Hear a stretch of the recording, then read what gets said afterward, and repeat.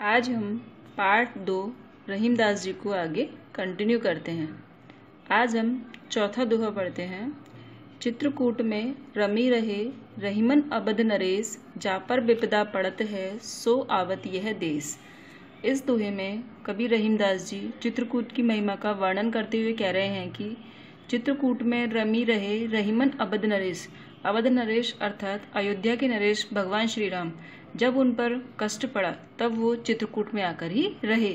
जा पर विपदा पड़त है सो आवत यह देश, कि जिस किसी पर भी विपत्ति पड़ती है, संकट आता है, वह ही यह इस देश में अतः चित्रकूट में आकर निवास करता है।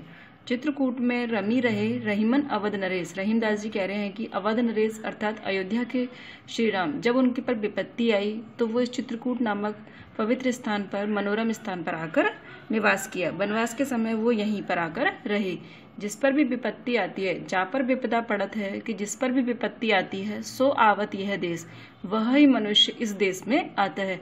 अर्थात चित्रकूट के बारे में कहा है कि जो चित्रकूट है उसकी महिमा अपरंपार है। यह बहुत ही शांत स्थान है। चित्रकूट में जिसके ऊपर भी विपदा आती है, परेशानी आती है, वह ही स्थान पर चला आता है, जिस प्रकार से भगवान श्री राम यहाँ पर आए थे। दीरघ दोहा अर्थ के आखर थोरे आई, जो रहीम नट कुंडली सिमटी कूदी चढ़ी जाई। रहीमदास जी कह रहे हैं कि दीरघ दोहा अर्थ के, जो दोहा छंद होता है दीरघ अर्थ, उसका जो अर्थ होता है वह बहुत ही गहन होता है। उसके जो दोहे हैं उसमें अर्थों में बहुत कुछ छिपा होता है। लेकिन आखर थोरे आई, कि उसके अंदर अक्षर बहुत थोड़े होते हैं, बहुत कम अक्षर आते हैं। रहीमदास जी ने दोहे छंद के विषय में बताया कि जो दोहा छंद होता है उसके अंदर आखर यानी अक्षर थोड़े यानी बहुत कम आही यानी आते हैं। दोहे छंद के अंदर अक्षर बहुत कम आते हैं, लेकिन उनका जो अर्थ होता है वह बहुत ही अधिक ज्यादा होता है। उसके अंदर बहुत गूढ़ बात कही होती है, बहुत महत्वपूर्ण बात कही होती है। उन्होंने उदाहरण देकर कहा है कि जो रहीम नट कुंडली, कि जिस प्रकार से एक नट होता है, एक बाजीगर होता है, एक कुशल कलाकार होता है, वह एक कुंडली में सिमटकर, एक गोल घेराकार कुंडली में सिमटकर अपने शरीर को समेटकर उसके अंदर कूदकर बाहर निकल जाता है, वह एक कुशल बाजीगर होता है। उसी प्रकार से जो दोहा छंद को जो भी लेखक, जो भी कवि उसे लिखता है, वह भी कुशल होता है, क्योंकि वह थोड़े से अक्षरों में बहुत महत्वपूर्ण बात को कह देता है। दीर्घ दोहा अर्थ के आखर थोड़े आई, जो दोहा छंद होता है उसका जो अर्थ होता है वह बहुत ही गूढ़ होता है। उसके अंदर बहुत सारी महत्वपूर्ण बातें कही हुई होती है, लेकिन जो दोहा छंद होता है उसके अंदर अक्षर बहुत ही कम होते हैं। उन्होंने एक नट का, एक बाजीगर का उदाहरण देते हुए कहा है कि जो कुशल बाजीगर होता है, कुशल नट होता है, वह कुंडली के अंदर समेटकर, अर्थात एक जो गोल घेराकार कुंडली होती है उसके अंदर समेटकर, अपने शरीर को समेटकर उसको उसके अंदर कूदकर वापस बाहर निकल जाता है।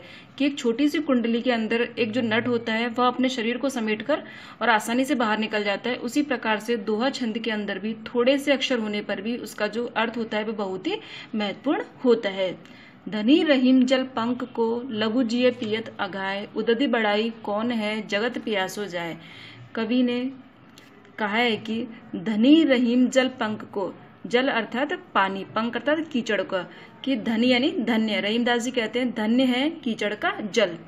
रहीमदास जी ने कीचड़ के जल को धन्य कहा है क्योंकि उससे लघु जीव अर्थात छोटे छोटे जो जीव जंतु उसके अंदर होते हैं, छोटे छोटे जीव होते हैं, उस पानी को पियत यानी पी करके, अगा यानी तृप्त हो जाते हैं, संतुष्ट हो जाते हैं। जो कीचड़ का जल होता है वह बहुत ही धन्य होता है, जिसको पी करके छोटे छोटे जीव जंतु संतुष्ट हो जाते हैं, तृप्त हो जाते हैं। उदधि बढ़ाई कौन है जगत पियासो जाए। कभी कह रहे हैं कि जो समुद्र होता है वह बहुत ही महान होता है, बहुत बड़ा होता है, उसके अंदर बहुत सारा पानी होता है, लेकिन उसका जल खारा होने के कारण संसार के लोग जब उसके पास जाते हैं तो वो क्या होता है, उनके साथ वो प्यासे रह जाते हैं। जगत प्यासो जाए, कि समुद्र के पास जाकर भी संसार के लोग प्यासे रह जाते हैं, और जबकि जो कीचड़ का जल होता है उसके पास में, उसके अंदर रहकर छोटे छोटे जीव तृप्त हो जाते हैं। धनी रहीम जल पंख को, कि रहीमदास जी कह रहे हैं कि जो कीचड़ का जल है वह धन्य है, वह महान है।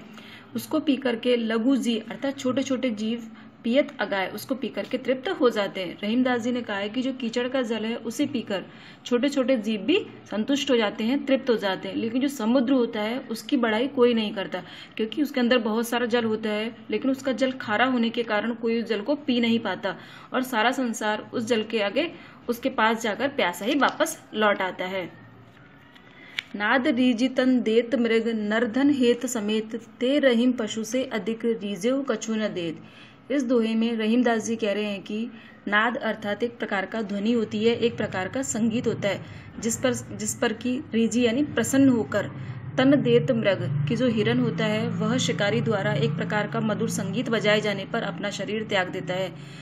कि शिकारी के द्वारा मधुर संगीत बजाए जाने पर, मधुर आवाज देने पर जो हिरन होता है वह भी अपना शरीर त्याग देता है।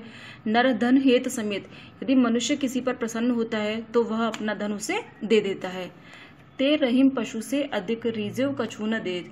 रहीमदास जी कह रहे हैं कि वो मनुष्य पशु से भी अधिक बुरे हैं जो किसी पर प्रसन्न होने पर अर्थात किसी के अच्छे गुणों को देखकर रीजन प्रसन्न होकर उसको कुछ भी नहीं देते हैं। रहीमदास जी ने उदाहरण के द्वारा कहा है कि जो नाद ध्वनि होती है उसको रीच कर उस पर प्रसन्न होकर जो हिरन होता है वह भी अपना शरीर शिकारी को सौंप देता है। उसी प्रकार से कुछ मनुष्य किसी पर प्रेम पूर्वक वश में होकर उसके प्रेम के कारण उसको अपना धन दे देते हैं। लेकिन कुछ मनुष्य ऐसे भी होते हैं जो पशु से भी अधिक बुरे होते हैं, जो किसी की कला से प्रसन्न होकर उसको कुछ भी नहीं देते हैं। नाद रीजितन देत मृग, कि नाद नामक ध्वनि को सुनकर, नाद की आवाज को सुनकर जो हिरन होता है वह अपना शरीर त्याग देता है। और मनुष्य अगर किसी पर प्रसन्न होता है, किसी से प्रेम करता है तो वह भी अपना धन उसे सौंप देता है। लेकिन वो मनुष्य संसार में पशु से भी अधिक बुरे हैं जो प्रसन्न होने पर भी किसी को कुछ भी नहीं देते हैं। Thank you. Stay safe, stay home.